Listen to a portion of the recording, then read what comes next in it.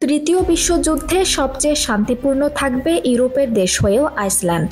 Russia Ukraine যুদ্ধ, উত্তর কোরিয়ার দাপাদাপি অনেক সময় প্রশ্ন জাগিয়ে তুলছে, আসলেই কি শুরু হয়ে গেছে আরেকটা বিশ্বযুদ্ধ?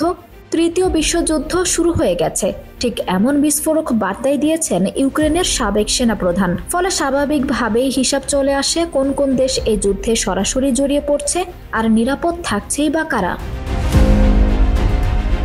গ্লোবাল পিস ইন্ডেক্সের সবশেষ তথ্য বলছে ইউরোপের দেশ হয়েও আইসল্যান্ড নিরাপদে থাকবে।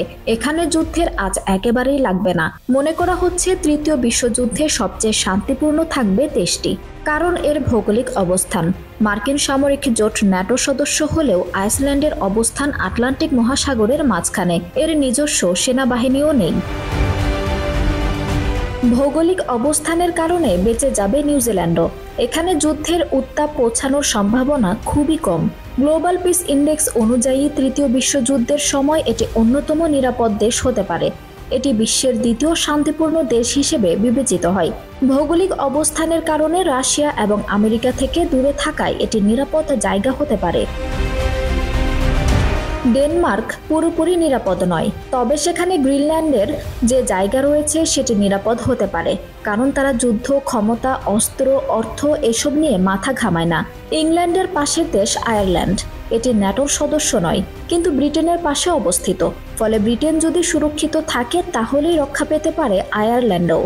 তবে ইউরোপ, আমেরিকা, রাশিয়া, চীন, ইরান, ইসরায়েল, উত্তর কোরিয়া যুদ্ধে জড়ালে ব্রিটেনের ছাড় পাওয়ার সুযোগ থাকবে না বলেই মনে করেন নিরাপত্তা বিশ্লেষকরা। গ্লোবাল পিস ইন্ডেক্স কানাডার নাম রয়েছে। আমেরিকার পাশের দেশ হওয়ায় তাদের বসে থাকার সুযোগ থাকবে না বলেই মনে হচ্ছে।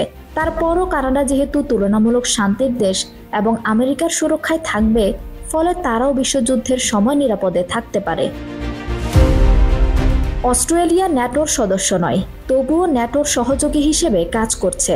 বিশ্বযুদ্ধ শুরু হলে তারাও জড়িয়ে যেতে পারে, কিন্তু অস্ট্রেলিয়ার ভূখণ্ডও রক্ষা পেতে পারে তাদের ভৌগোলিক অবস্থানের কারণে। তাসমান পাড়ে খুব সহজে আছড়ে পড়বে না উত্তর কোরিয়ার ছোড়া পারমাণবিক বোমা।